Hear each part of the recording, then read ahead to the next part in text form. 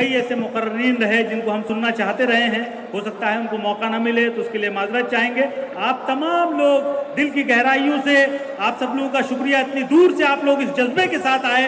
जनाब प्रशांत किशोर जी का जोरदार तालियों के साथ स्वागत करें। अब आगे के नज़्म तमाम प्रशांत किशोर जी को बैठ।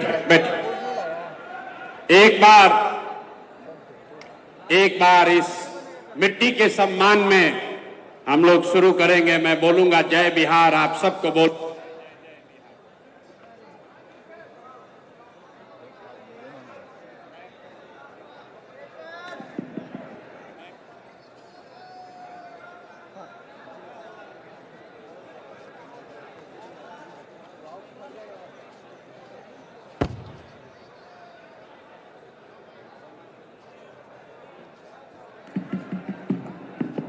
मैं एक बार, भाई तुम माइक में बाधा चेंज मत करो।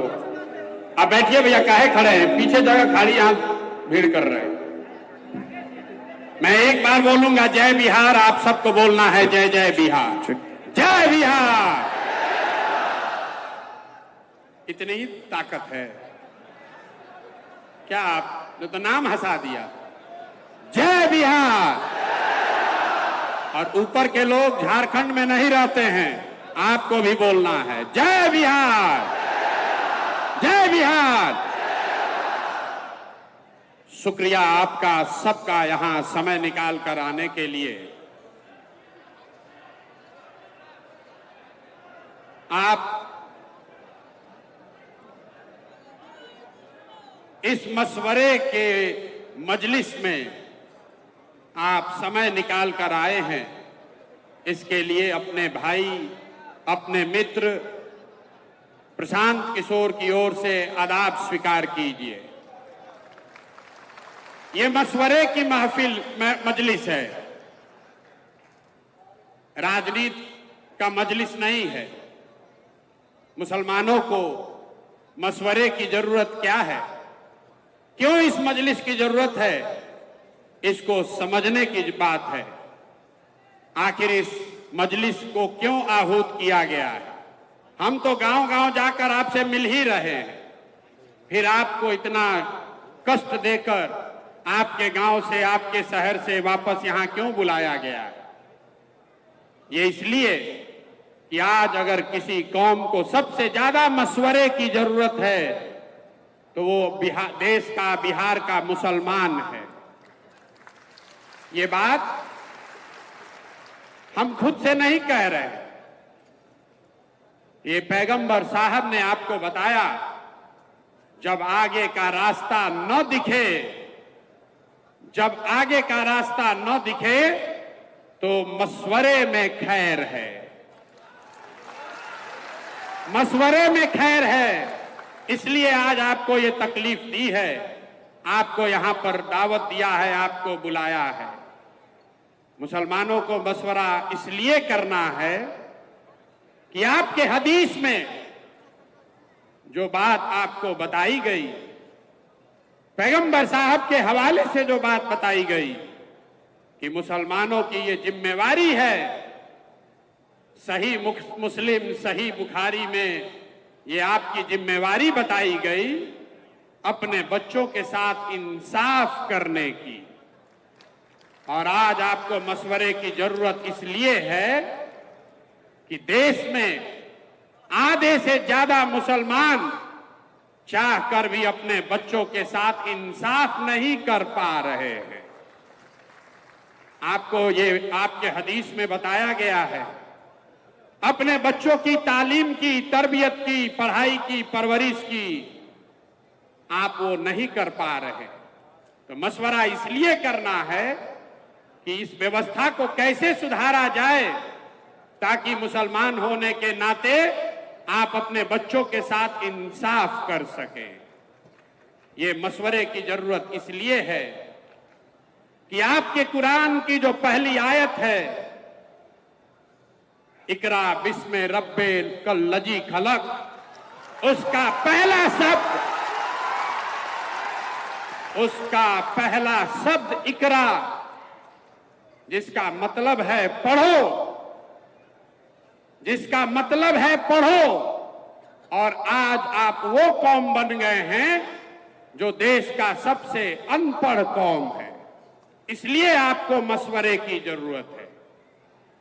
आपको मशवरे की इस मजलिस में आने की इसलिए जरूरत है कि जिस कौम ने, आपके पुरखों ने अपने खून पसीने से इस देश की आजादी में, इस देश को बनाने में कुर्बानी दी, उसी देश के पार्लियामेंट में, उसी देश के पार्लियामेंट से ऐसे कानून बनाए जा रहे हैं जिससे मुसलमानों का एक बड़ा वर्ग अपने आप को असहज महसूस कर रहा है। उसी पार्लियामेंट से सीए एनआरसी का कानून बन गया, उसी पार्लियामेंट से वक्फ बोर्ड की नई कहानी लिखने की कोशिश की जा रही है।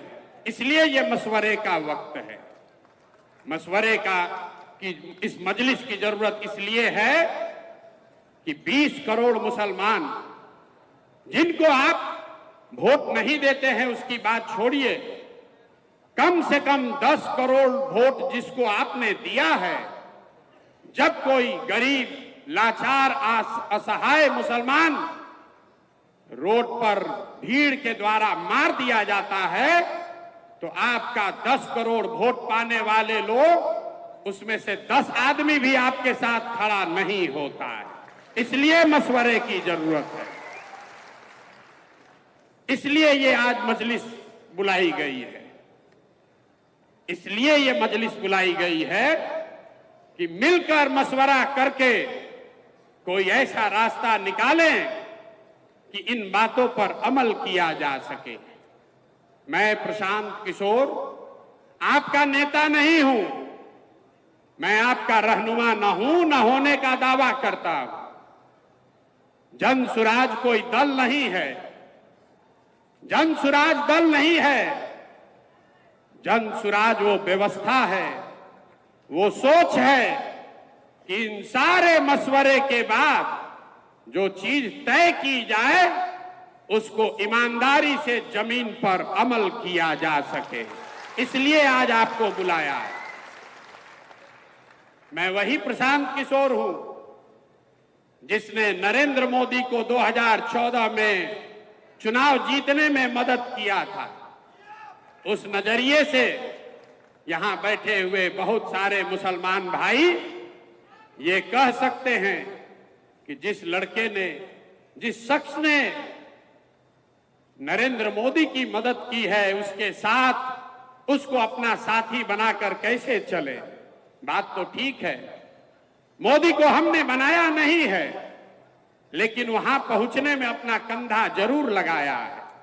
लेकिन अगर आप मेरे परिचय का ये हिस्सा जानते हैं कि 2014 में हमने मोदी को जिताने में कंधा लगाया है, तो यहां बैठे हुए बहुत सारे शख्स ये भी जानते हैं कि 2015 से 2021 तक इस देश में मोदी और भाजपा जहां कहीं भी चुनाव हारे हैं, हराने वाला दल और नेता कोई भी हो, उन नेताओं और दलों के पीछे भी इसी प्रशांत किशोर ने कंधा लगाया है। ये मेरा परिचय है, इसको जान लीजिए। ये परिचय का दोनों पहलू है, इसको अपने कसौटी पर कस लीजिए। आंख बंद करके भरोसा मत कीजिए। मैं यहां आया हूं इस मजलिस में आपको ये कहने कि जन सुराज क्या है, आपकी बदहाली की, फटहाली की चर्चा करने आया हूं। उसके कारण बताऊंगा, लेकिन उसके साथ साथ आपको उससे निकलने का रास्ता भी दिखाऊंगा। अगर आपको वो समझ में आए तो आप बिल्कुल इसको अपनाइए, न समझ में आए तो आपसे मेरा कोई शिकवा शिकायत नहीं है। ये वोट मांगने का अभियान नहीं है। मुझे कुछ साथियों ने कहा है कि ये जब आप कहते हैं कि मुझे मुसलमानों का वोट नहीं चाहिए तो मुसलमानों को बहुत बुरा लगता है। हम फिर से दोहरा रहे, मेरे भाई, मुझे आपका वोट नहीं चाहिए, मुझे आपकी दुआ चाहिए। इसलिए यहां आए। वोट लेने वाले तो तमाम देश में बैठे हुए, हम आपकी दुआ लेने आए। और और आपकी दुआ से बिहार में वो व्यवस्था बनाएंगे कि जो चीज आप वर्षों से दशकों से अपने बच्चों के लिए करना चाहते हैं वो करके आपको दिखाया जाएगा। और एक और भरोसा रखिए, जो लोग भी प्रशांत किशोर को जानते हैं, अगर हमने आपकी मदद से, आपके दुआओं से बिहार में ये व्यवस्था बना दी तो लिख के रखिए, ये बिहार से शुरू हो रहा है लेकिन बिहार में रुकेगा नहीं, ये रुकने वाला नहीं है। इसलिए आपको आज दावत देकर बुलाया है। सबसे पहले ये आप समझिए कि मुसलमानों की इतनी दुर्दशा है क्यों। जो आदमी, जो वक्ता खड़ा होता है, तकरीर करता है, वो यही बताता है मुसलमानों को किसने ठगा, मुसलमानों को सब ने ठगा, हम लोग की हालत बहुत खराब है, कैसे इससे बाहर निकलें। आप में से कोई लोग कांग्रेस को दोषी बता रहे हैं, कुछ लोग बता रहे हैं कि लालू जी ने ठग लिया, कोई नीतीश को दोष दे रहा है, भाजपा को तो लोग बता ही रहे हैं। लेकिन जो मैं बात गांव-गांव में घूमकर कहता हूं, मैं आपको बता रहा हूं मुसलमानों की बदहाली क्यों है। मुसलमानों की ये बदहाली इसलिए है कि आपके कौम में पैगंबर साहब ने बताया कि जिस कौम को अपने रहनुमाओं की समझ न हो उसके ऊपर जालिम हुक्मरानों को मुसल्लत कर दिया जाता है। ये हम नहीं कह रहे, ये हम नहीं कह रहे, ये तो बात पैगंबर साहब ने कही है। अगर आपको लगता है कि जो भी हुक्मरान है, किसी दल का हो, कोई भी व्यक्ति है, अगर वो जालिम है या आपके बच्चों की चिंता उसको नहीं है, तो बात अगर पैगंबर साहब ने कही है तो वो गलत नहीं हो सकती है। आधा बात मत पढ़िए। आपके ऊपर जालिम हुक्मरान कब बैठाए जाएंगे? जब आप गलत रहनुमाओं का चुनाव करेंगे। तो आपने पीछे जिसको भी चुना, उसको चुनने में जो गलती हुई, उसी वजह से आज आपकी ये बदहाली है। सच्चर कमेटी का रिपोर्ट हर मुसलमान पढ़ता बताता है। सच्चर कमेटी के रिपोर्ट में बताया गया कि इस देश में दलितों के बाद सबसे ज्यादा गरीब, पिछड़ा, बदहाल अगर कोई है तो वो मुसलमान हैं। तो मेरे भाई, सच्चर कमेटी का रिपोर्ट आया 2006 में। 2006 से पहले, आजादी के बाद 2006 तक